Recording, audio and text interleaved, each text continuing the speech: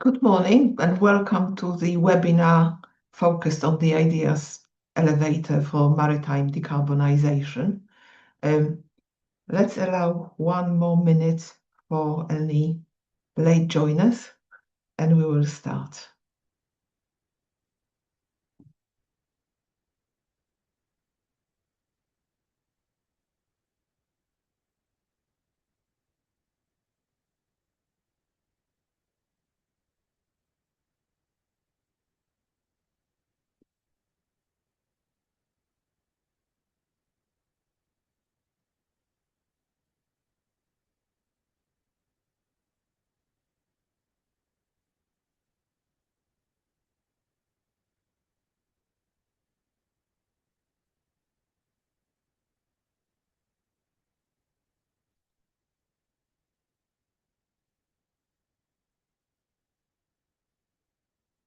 So good morning and welcome again. Thank you for joining us. It's an exciting day and I hope you are in the right session. So today we'll talk about the application process for the Ideas Elevator for Maritime Decarbonisation. Just before we proceed, a few housekeeping rules for this webinar. Your mics will be automatically switched off, so please keep them switched off. But do use a Q&A function in Zoom to post any questions throughout the presentations. And we also have 15 minutes at the end to address the questions. A recording will be available for anyone who wasn't able to join us today and for yourself, so it will be emailed to everyone registered for this webinar. It also will be made available on the opportunity page on Connected Places Catapult website for the Ideas Elevator. Next slide, please.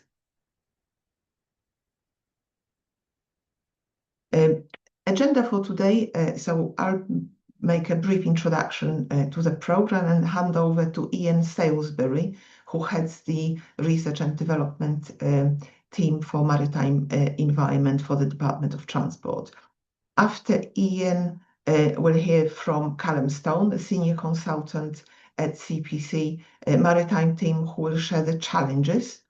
And I will pick up from that point onwards and talk you through the program, including tips for the strong application, the selection process, timeline, notification, and then we will close with final questions and answers. Next slide, please. So this is the core team at Connected Places Catapult that will be leading the process and would be your main contacts for the selected innovators. So I am the program lead and I will be working very closely with Becca Spohr, who's also joining this webinar and who will be joining us for Q&A, facilitating the Q&A. And Giulia Lorenzini, who's an experienced Catapult innovator herself and who has a regional and local growth funding team. We have a combined 30 years plus experience in providing technical direction and advice, supporting a range of projects for customers in industry, in government, and working for universities, Innovate UK and UKRI funders. I personally have designed and managed and led support for very early stage innovators over the last 10 years, exploiting research through collaborative routes and through commercialization destined for the private industry, focusing on transport across modes. I led maritime researcher in residence program at the Catapult. I also have been a reviewer of transport research innovation grant applications for the last few years. So with some confidence, I can steer this program and also give you tips and hints of what works and what doesn't work and what to look out for to strengthen your opportunity through this program and beyond. Becca will be working hand in hand with me and will meet many of the cohort members through one-to-ones and workshops. She has supported cohort innovators through the selection and on-program support across transport research innovation grants and a number of accelerators. We will work closely with a maritime team, so Callum is a member of it, and you'll meet Callum later in this webinar. Sadly not showing on this slide, but we have a very strong maritime team that will be also an essential part of this program. Next slide, please.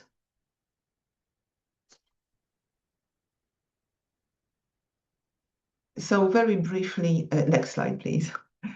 In terms of program introduction, the Ideas Elevator is a pilot. It's an exciting pilot, and I'm truly excited to be part of it. And I hope you share my belief and commitment that this is an exciting opportunity open to us by the Department for Transport. It's a pilot. If it works, hopefully we can replicate it in the future. The Department for Transport Maritime team has sponsored this project, and it is focused on unlocking disruptive, very early stage, exciting ideas and early stage concepts at TRL level 1 and 2. I will talk us through the definition of these stages because it's instrumental to your eligibility criteria. And the reason for supporting such an early stage piece of work is to hopefully long term alter the future of maritime. So I think we all share strong belief that this program will reduce the risk with very early validation. We have a strong support package that we prepared for the selected innovators for the cohort, which will center on conceptualization, so developing a practical application for your new technology, your new idea or scientific discovery. Progressing the use case identification in identifying and determining the potential market within this challenge area and within maritime, and practical use for that innovation. And then very much feasibility assessment. So is innovation that you are presenting to us worth pursuing for yourself and for us? So you will, or the successful innovators will walk away with very clear steer on it. And in practice, the program will include the workshops on policy and commercial readiness, pitch preparation workshops followed by one-to-one sessions with innovators. The technical experts will provide feedback on your individual concept notes that we will be working through on a weekly basis for a month. And it will culminate in a presentation to the expert panel, which will provide invaluable tips for strengthening your idea. Next slide, please. Thank you, Kat. And over to Ian. Thanks, Julia, and thanks, everyone. So a quick introduction. I'm in Salisbury. I'm the head of R&D for Maritime Environment in the Department for Transport. The team, as you see before you, is we're definitely not the full maritime team. What we are is the UK Shore team within DfT's Maritime, and particularly Maritime Environment division. And between the four of us, we deliver the UK Shore program, which I'm going to introduce to you in a minute. And it's as part of the UK Shore program that we are supporting this Ideas Elevator. Also not on the slide, we have the program director, Alexandra Beaumont, and the SRO, Eamon Byrne, you may come across too. In the team, there's Josh, Bio, and Ben. Bio and Ben are both on the call today as well. So feel free to say hi. And it will be the four of us that you'll mainly be in contact with in regards to the program. Next slide, please. So I mentioned the UK Shore program. That's the UK Shipping Office for Reducing Emissions program. We're first competition under this program was set up in 2021. People might have heard of CMDC, or the Clean Maritime Demonstration Competition. That was the first sort of grant funding research support competition that we ran. We've now run over 12 different competitions or competition rounds from CMDC and Trig and ZEVI is another one you'll have heard of. Our main reason for being is we look to support real-world demonstrations of cutting-edge technologies. that are going to help deliver UK domestic decarbonisation in the maritime sector, and also cement the UK's leadership as a clean maritime power. Next slide, please.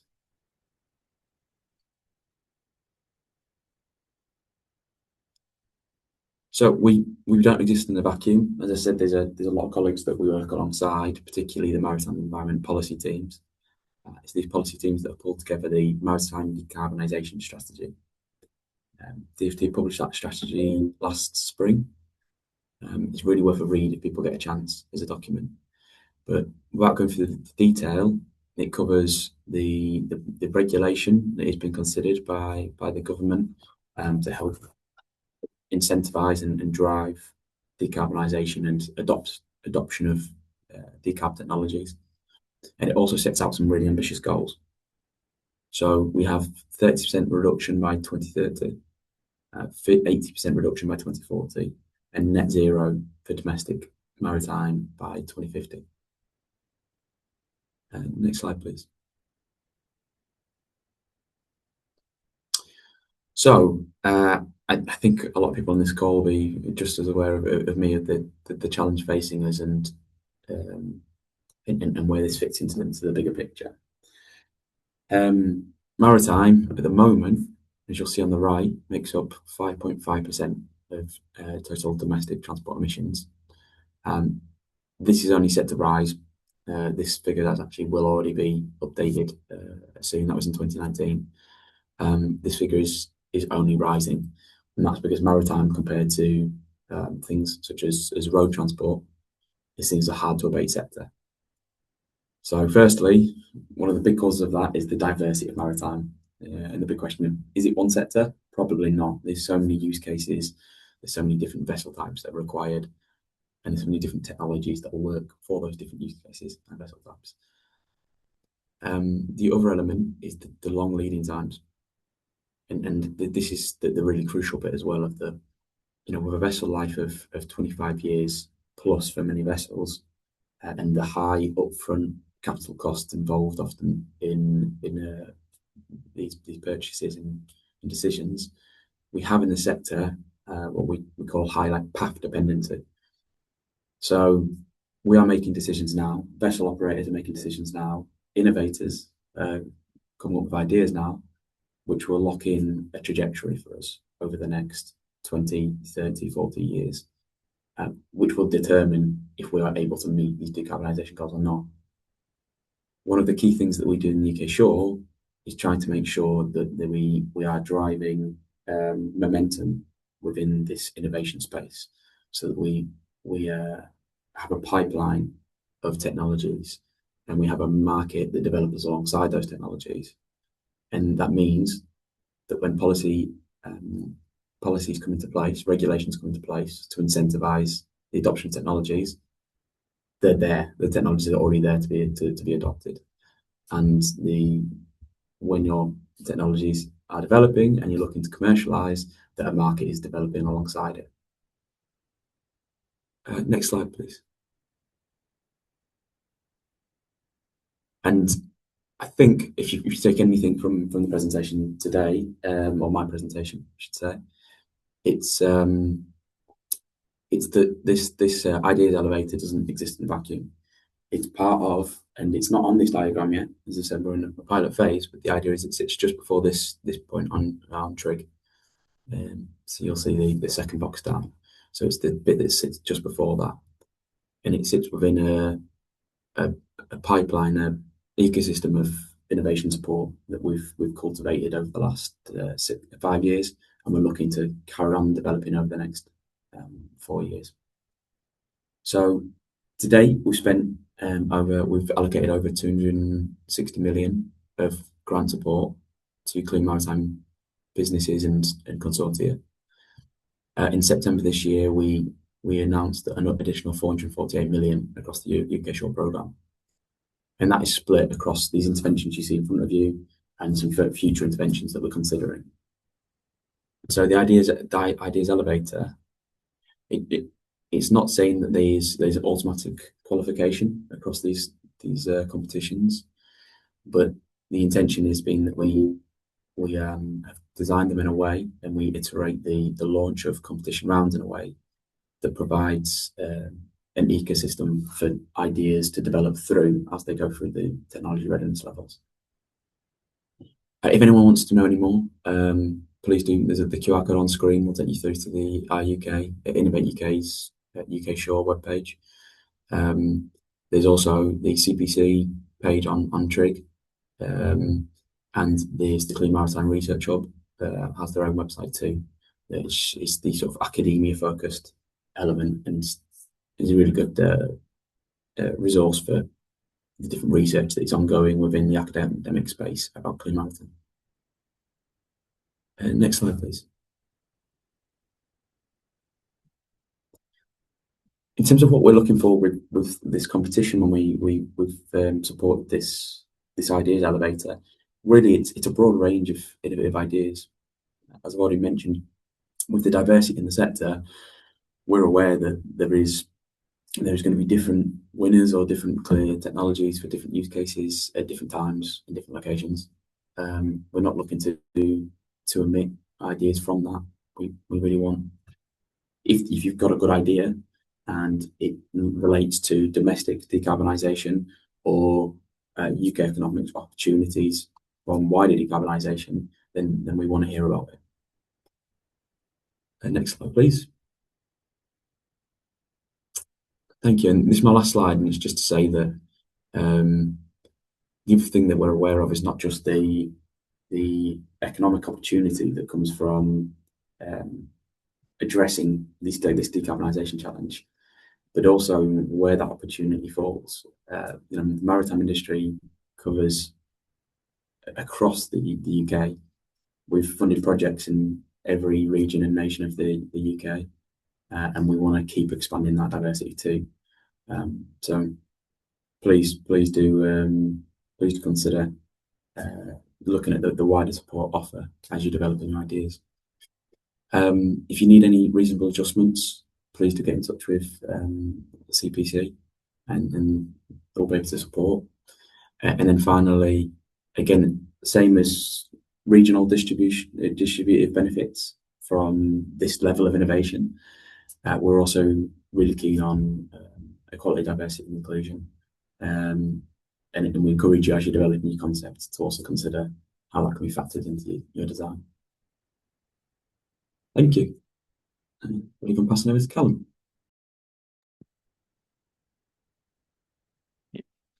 Thanks, Ian, and good morning, everyone. I'm Callum Stone, a senior consultant in the maritime here at Connected Places Catapult. I have the pleasure of working mainly in an engagement role day to day, liaising with stakeholders like ports, ship owners, operators, technology developers, and infrastructure providers on the innovation that supports maritime decarbonisation from future fuels and smart shipping through to port infrastructure, shore power, and things like clean energy planning as well.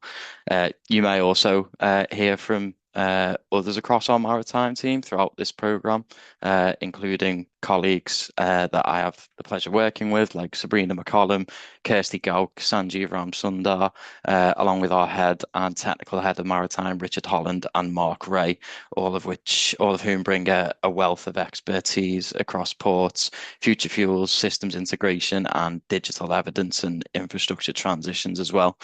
So I'm just going to talk you through the intent really behind the 5 challenge areas you can see on the screen, and just quite wary of not reading them back to you verbatim, but to try and help you understand what problems we're really trying to unlock, and I guess where your ideas can add the most value. And again, to reiterate some of Ian's points, the ideas elevator sits right at the top of the funnel and is about kind of bold early thinking at TRL 1 to 2 that helps us understand I guess what might be possible before anyone commits to large scale deployment further down the line. So just jumping into the first challenge of enabling safe and scalable adoption of future maritime fuels.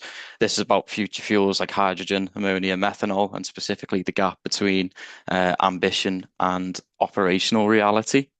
We know that these fuels are critical to decarbonisation, but the industry, I think it's fair to say, is still grappling with very practical questions around safety, skills, materials, logistics, and just day-to-day handling. And we're interested here on those early stage ideas that can help people understand and manage risk, plan for multiple fuels at once, and that mix that is to come, and build confidence in the adoption of those fuels. And that might take the form of new tools, frameworks, planning approaches, safety related methods, or anything that helps organizations move from this feels sort of risky to this feels manageable. So moving on to the next one, which is reducing emissions through smarter, more efficient vessel operations. Because operational efficiency, I think is fair to say, is one of the fastest ways to reduce emissions at scale. Small improvements in routing, speed optimization, coordination, or energy use, I think don't sound that dramatic on their own, but if you kind of replicate that across a global fleet, for instance, they make quite a significant difference. And we'd be looking for data-led or technology-enabled ideas that can potentially help ships operate more efficiently today, particularly in a world that's moving towards zero and near zero emission vessels, that will have increased levels of automation on board as well. So if your idea helps operators or ports make smarter operational decisions that directly reduce fuel use and emissions, this challenge would be a good fit for that. Thirdly, the preparing ports and infrastructure for a low carbon multimodal future challenge.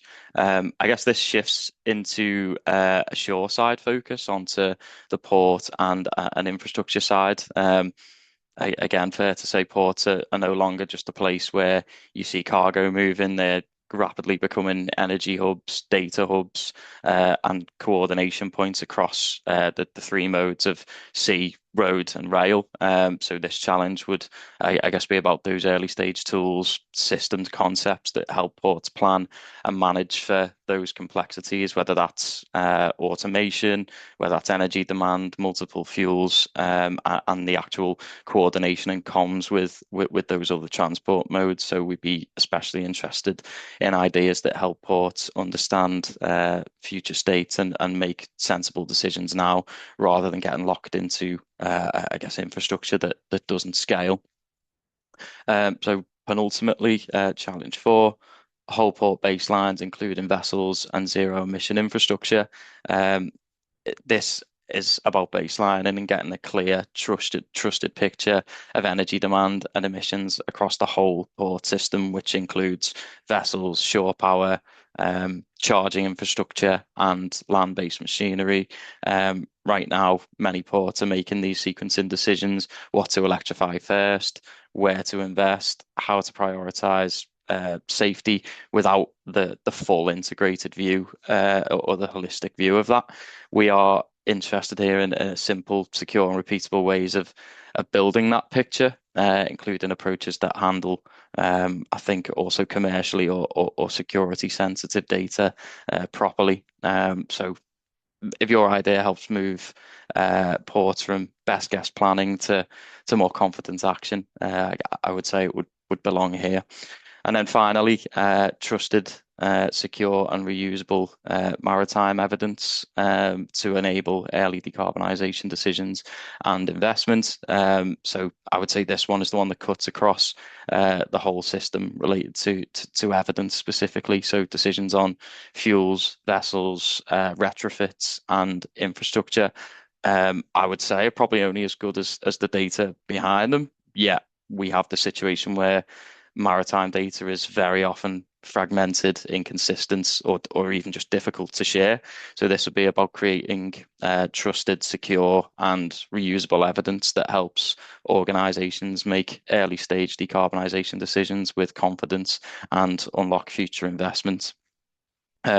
We'd also, I think, just a final point on that, be quite interested in ideas that balance the usefulness of the data with the commercial sensitivities of that data and the cybersecurity risks that go with that, and help evidence gleaned from that to be reused rather than recreated every single time. So yeah, again, to reiterate and summarize, the challenges, I guess, are a lot about reducing uncertainty, technically, operationally, and commercially, so that the sector can move faster towards decarbonisation. And if your idea can help people make better early decisions, manage complexity or risk, or unlock the next step towards action, then your thinking's probably within the right space. So yeah, just to say, I'm looking forward to seeing how they're interpreted and where you choose to focus your ideas. And yeah, thank you. I think I'm passing to yourself, Julia. Thank you. Thanks, Callum.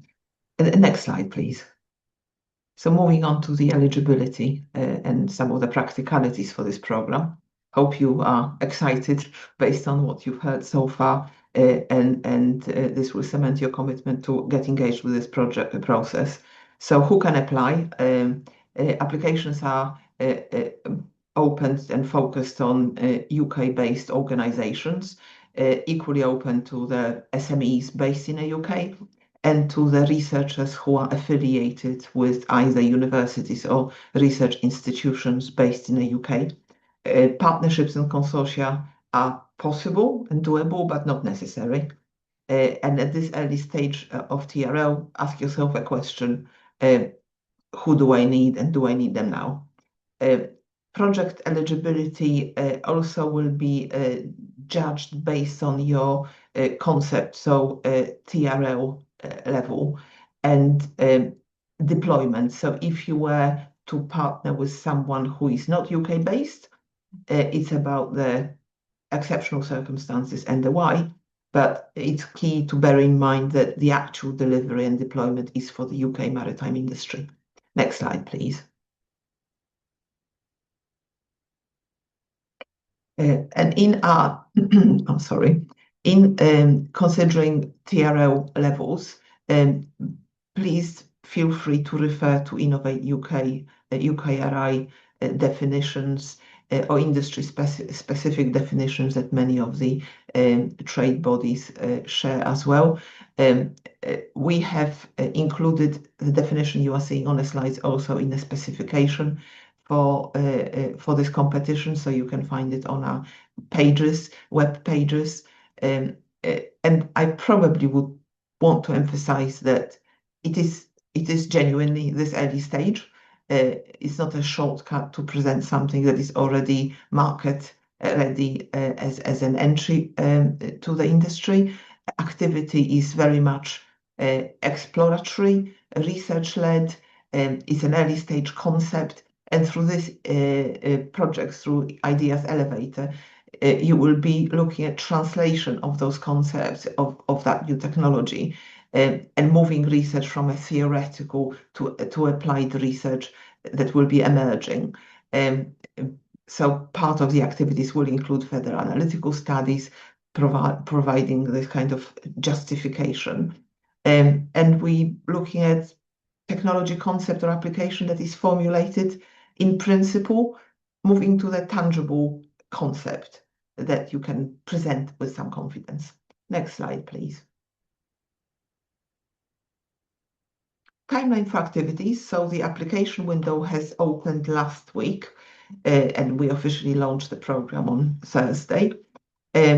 Please note the submission deadline is 8th of May noon.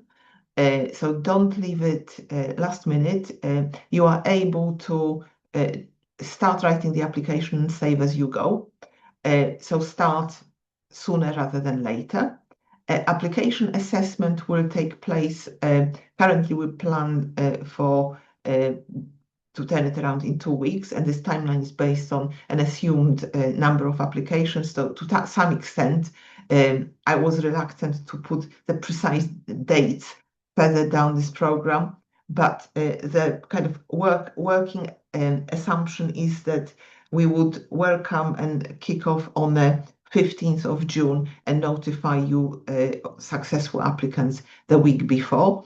And the work will begin following the kickoff for 4 weeks from the 15th of June and leading us to the pitch day, where you would be presenting your ideas to an expert panel on the 14th of July. So that's a firm date for our diaries. And following on that, you will have time to, or rather the kind of successful shortlist of up to 5 innovators will selected at the pitch day will be working to prepare for the Transport Research Innovation Grant interviews. So the big benefit of engaging with this program is clearly getting that fast track opportunity to the interview stage for TRIG. We are currently unable to confirm the exact dates, but you will hear more about TRIG, I believe, in May. Next slide, please.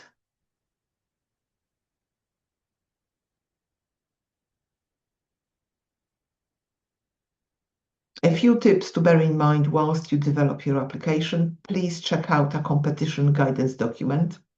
It's on, if you haven't spotted it already, it's on the opportunity page on CPC website, and I will stop calling that out now. But it's a must-read document that summarizes a lot what you've heard today, including the challenge statements.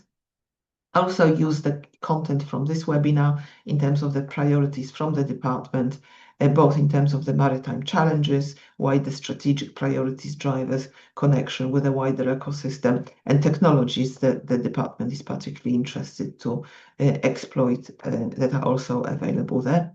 Terms and conditions for this competition are not negotiable and are already available to be downloaded. So check them out. As I say, we wouldn't be able to negotiate them. So make sure that you would be willing to commit to them before submitting. And questions are, this is probably a kind of standard tip that you would hear from many funders. Make sure you read the question, understand the question before you dive into the answer. But the beauty of our application platform is that you can save and retrieve your draft. Next slide, please. In terms of the selection process, we have 2/3 stage process for the Innovation Accelerator, and I will tell you why I say that. So the due diligence is very much a desk-based exercise based on the answers you provide. You will only be notified if you are not successful. We tend to have very few cases where organizations applying haven't been successful for similar programs in the past. We wouldn't be able to provide you feedback, but you will basically get a message that you haven't been successful at that stage. The majority of applicants would progress to a technical assessment, and everyone will be notified of the outcome, either positive or negative, but no feedback will be provided at that stage. Program engagement is the third stage. So the selected cohort of approximately 15 innovators, the department will make a final decision on the numbers, but that's a kind of working assumption. Will engage through the program, and through the program and the final pitch, the experts and the Department for Transport will make a final selection of the 5 innovators that will progress to the interview stage for TRIG. Next slide, please. Top tips from the reviewer perspective.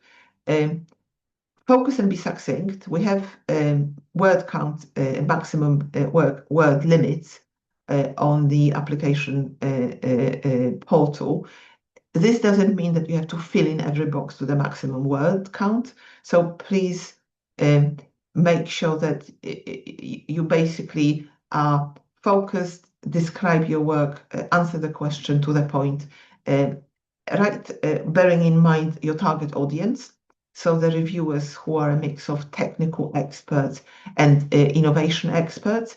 Be clear, avoid using acronyms, avoid technical jargon as much as you can, and be clear on output. So for this program, for Ideas Elevator, it is really important that you bear in mind the tangible next steps for your project, what outputs you would expect to see at the end of the Ideas Elevator, and perhaps consider the next TRL level, TRL level 3 and TRL level 4, what is a tangible expectation at that stage. Supporting your statement with scientific evidence is particularly important here.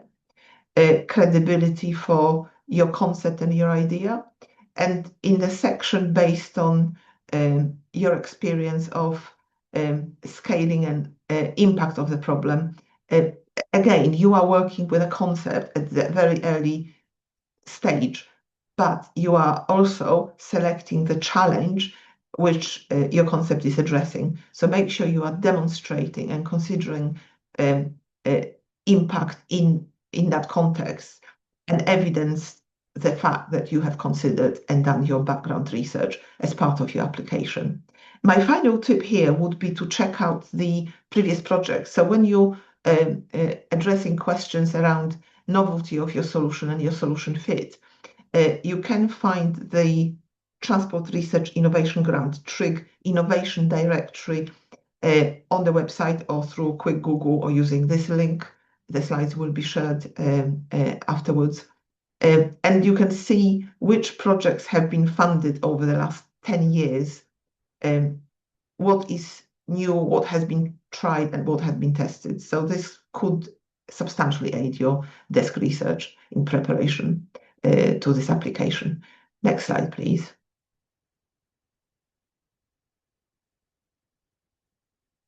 So nothing holding you back. The window of the applications is open. You can start online by selecting create your application from the drop down. Click on a button and name your application. So the key tip here is organization name and 3 keywords. Example provided here is Ask Connected Places Catapult, Clean Ports AI. But 3 keywords will give us an indication of your interest in technology.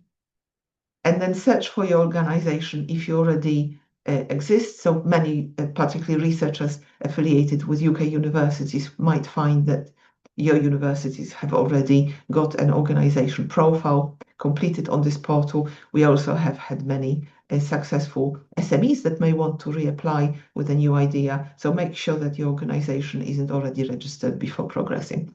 Next slide, please. And you will find 9 sections in your application to complete. Start and save, as I said, as you go. And the sections more specifically are background of your organization and due diligence questions, which are informing our due diligence checks.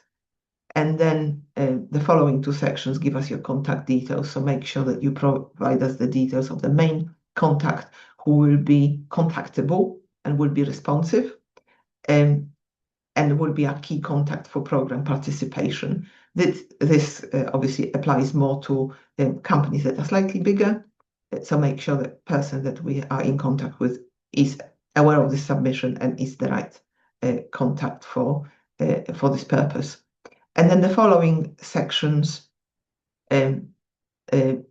are scored based on the following weighting: problem statement, concept description, and impact potential in that sequence. And we're closing with sections that are not used for monitoring, so please be assured that this is only for impact evaluation, but it's got no bearing on the success of the application. These sections are EDI and additional information. Next slide, please.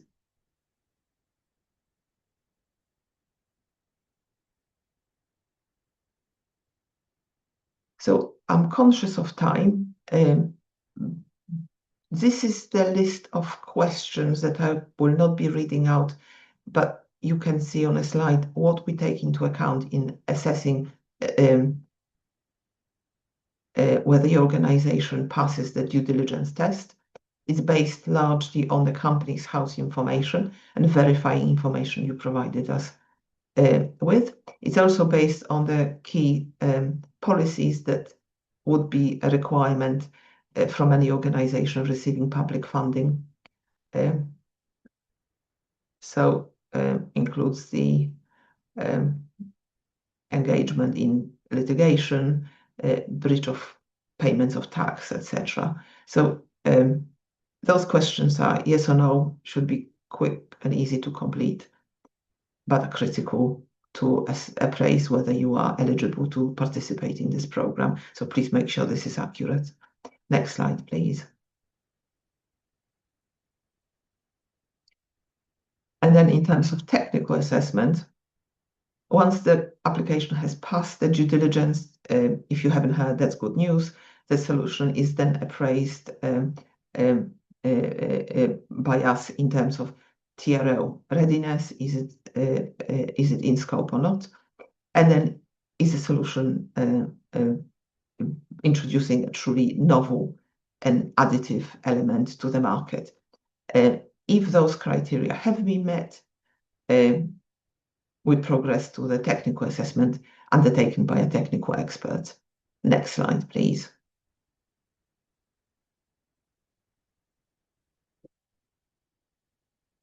So I would like to draw your attention here to a few points in terms of the technical side of your proposition. The largest emphasis is, and the largest scoring weighting of 40% is for the concept description. This is to recognize the fact that you are bringing a novel concept, and the key focus of working on this program will be around this area. Make sure that the description of what you are bringing to the table of this concept, innovation, or idea is clear. Give yourself a challenge of, can I write it in one paragraph? Maybe run it past a colleague. So clarity of description, is it clearly defined, clearly described, and robustly evidenced? We strongly expect and encourage solutions from other sectors. But if you are bringing a solution that may be at higher TRL levels in other sectors, please do state that in the concept description stage, explaining relevance to the maritime challenge in this case.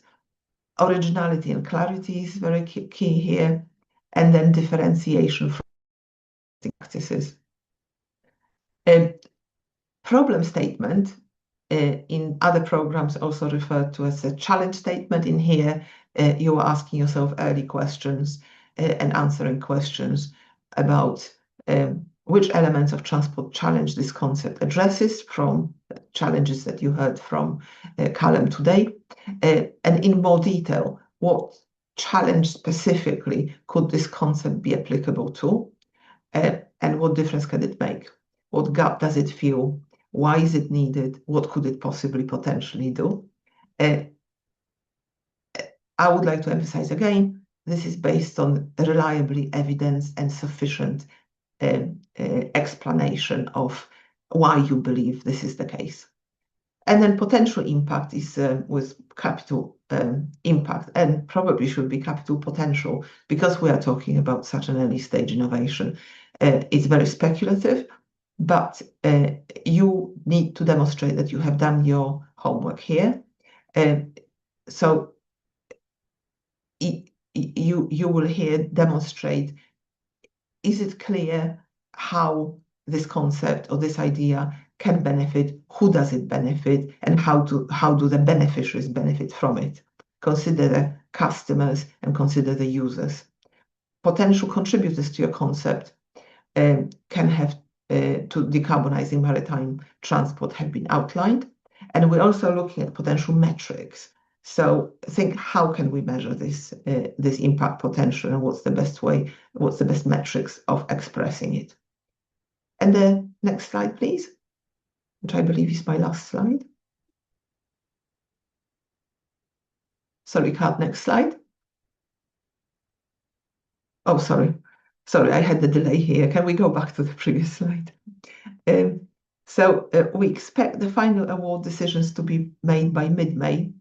The timeline will depend on the number of applications. We are hoping it will be before the 15th of June, but we can't guarantee it depending on the level of interest in this pilot. If the lead organization has applied on behalf of others, it would be your responsibility to let other partners know about the outcome. And if you are successful, you will receive from us 2 documents. You will receive an offer letter, and you will also get the terms and conditions available on our website too, that you must sign and return by the deadline that will be confirmed in due course. So thank you very much. So this is, I think, next slide, please, is the questions.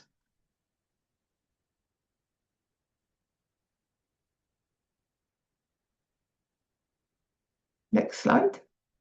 Thank you. So I would like to invite the other panelists to join us and Becca to let us know if we have had any questions, and let's see who's best placed to answer them.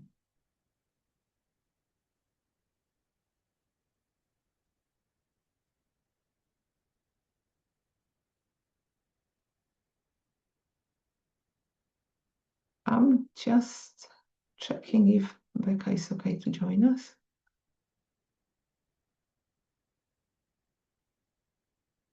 Well, let's start.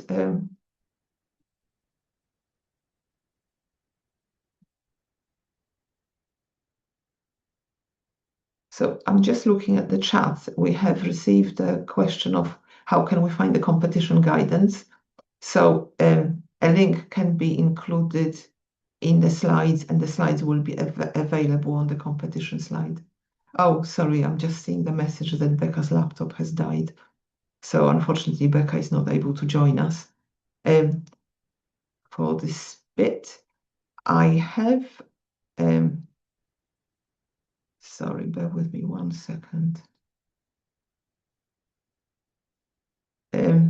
So one of the questions that we have received is, I am currently based in an EU country and would like to partner with a university.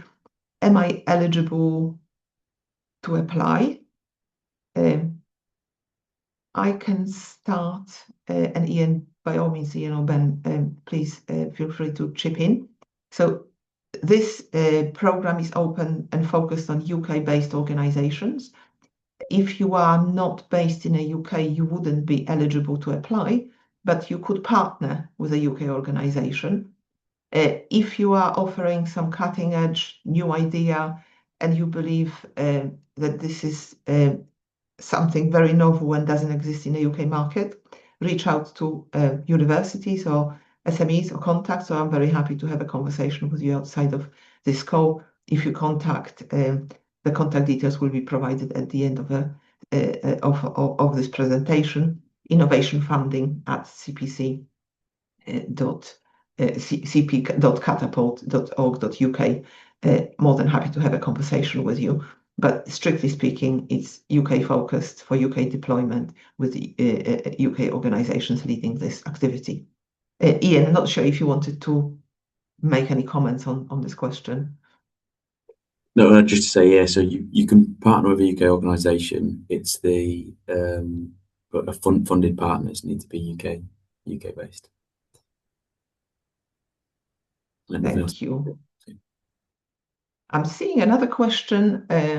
I have worked with Connected Places Catapult in TRIG 2025. Can I apply to join?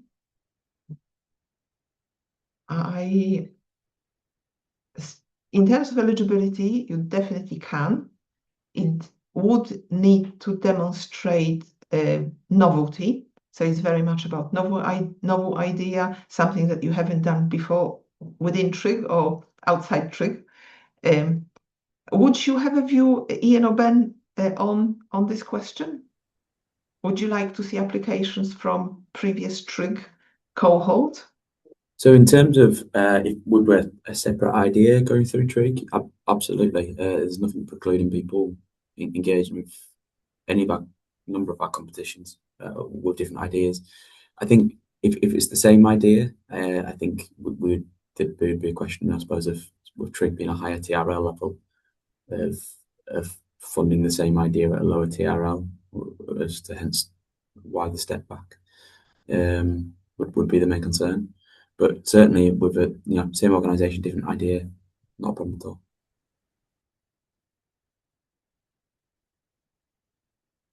There is another question that I would like to share.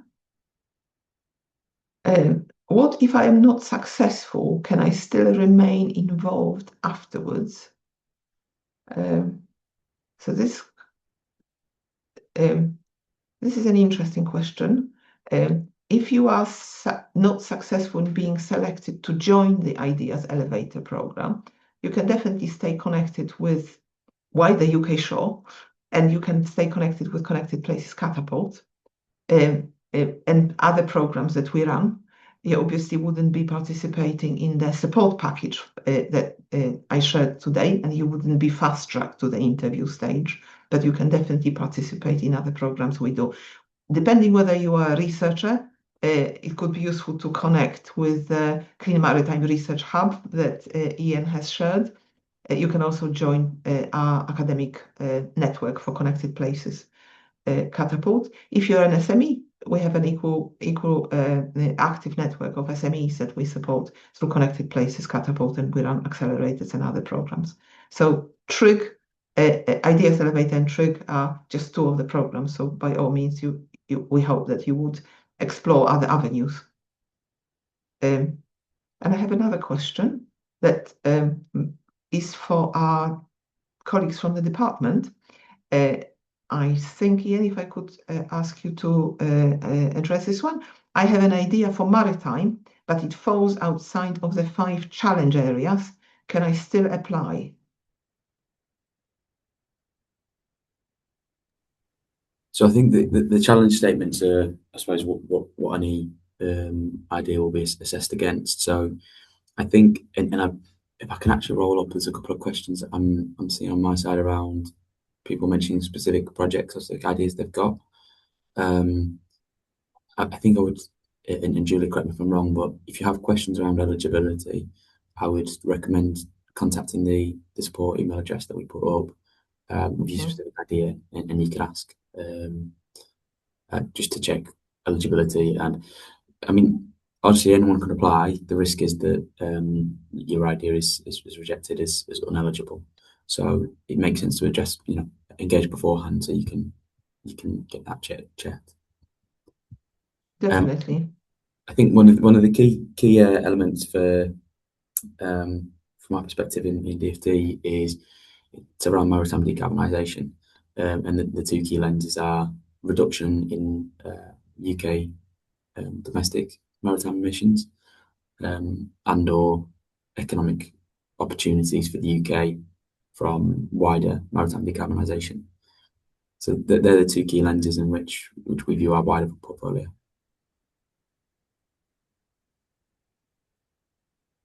Thank you, Ian. We have a question from Mark. A static offshore ammonia storage to shore FCO in scope with pipes for shore to power use cases? Yeah, so I think that comes under the answer I just gave, and I think again as well, I think I can say thank you again for your questions. Yeah, get in touch with the support email address to check eligibility.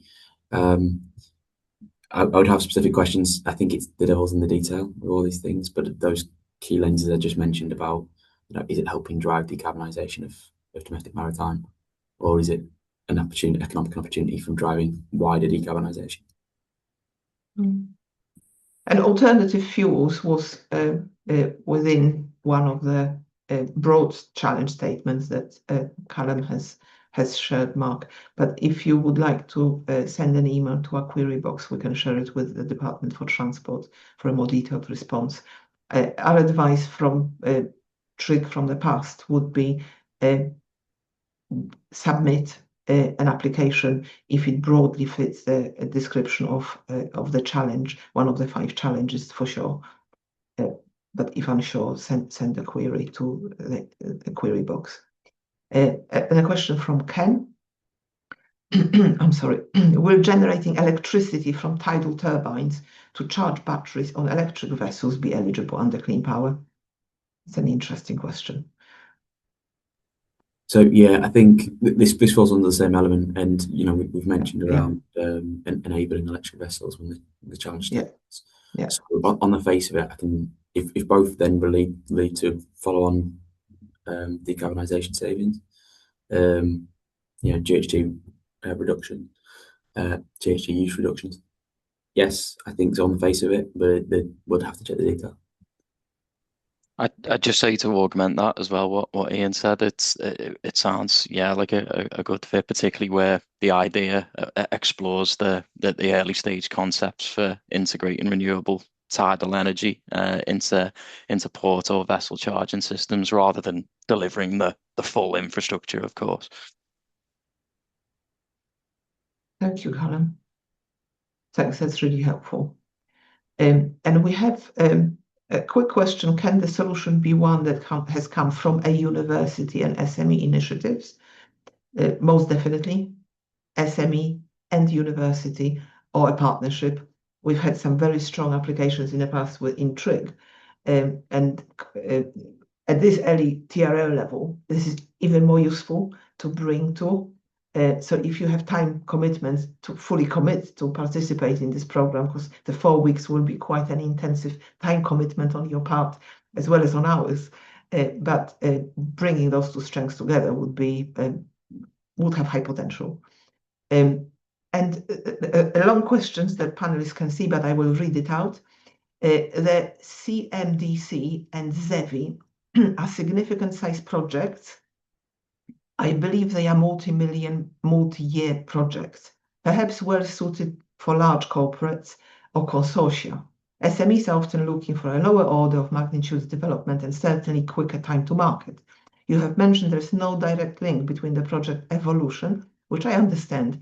Are you looking for a portfolio of game-changing, massive strategic projects and more operational projects on the ideas elevator? Of course, some early-stage ideas may end up with massive potential.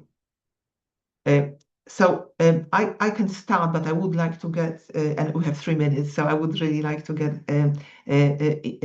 thoughts from Ian in particular on the wider strategic flow through of these projects. It's anonymous attendee, but I think you know who you are. Definitely, this project is strong evidence that the pathway from small-scale pragmatic investment of time to fail or demonstrate this high-level potential is happening in this very compressed timeline at very low cost to the department. But it's a win for everyone. So you save your time and you get the support. It progresses to Transport Research Innovation Grant or similar Innovate UK or other programs, perhaps through the through the Decarbonisation Research Hub, Flex Fund and others. So we're talking about small grants. In the case of TRIG, it's £45,000, duration of about 6 months. So it's addressing exactly the challenge you have described here. And Ian, would you like to comment a little bit more on how to get from the TRIG and potentially how you see that kind of continuum of highest potential opportunities and how those innovators that are working on their own can then partner, become visible and become part of those larger scale multi-year programs? Of course, yeah. So I think as you're developing up the technology readiness level, there is higher emphasis. So there was another question I saw about is collaboration desirable? I think collaboration is always desirable from our perspective. It's always desirable to see, because one of the things we're looking to help drive is those productive networks within the industry. Though unlike CMDC and ZEVI, there isn't the requirement on applications in the same way. You're correct for CMDC and ZEVI. There is a a requirement that any application comes from a consortia, so no single organisation can apply. In terms of scale and the relevance for SMEs, it is something we try to balance quite carefully. I think that those largest funding pots, they're very ambitious goals, and we're looking to try and deliver those large impact commercial demonstrations in DEVI or development ideas within CMDC. But possibly more important than that as well is that we're trying to ensure that there is a route to commercialisation as these projects develop. So one of the big reasons for there being a requirement around consortia and the scale of the projects is to ensure that there's end users signed up within those projects, particularly within the demonstration projects, so that once an idea is built and demonstrated and tested, there's then an onward path beyond that. In terms of the relevance for SMEs, we're still very, very keen throughout the pipeline that SMEs are considered. So with previous UK Shore funding, we've got over 50% of the organisations involved in UK Shore funded projects have been SMEs. And for CMDC, the feasibility study strand, the minimum project size is minimum eligible cost is 100,000. So depending on what sort of organisation and what level of intervention rate you qualify for, that could be a project size of anywhere from roughly 120,000 to 200,000. So that we're not all looking, the 20-30 million pound grant funding or 50-60 million pound project. There is a scale of what projects can apply for and be eligible for across the UK Shore pipeline. I hope that answers your question, and I hope it also it sort of reassures you that this funding support then not just for the largest organisations but also for SMEs.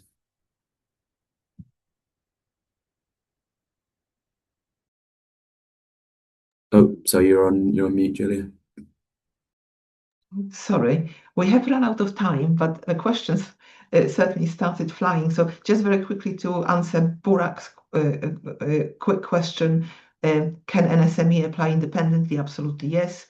There was another question, is it better to partner with a university and have a formal consortium or SME to lead the bid and bring in the university as a partner later on and commission some work?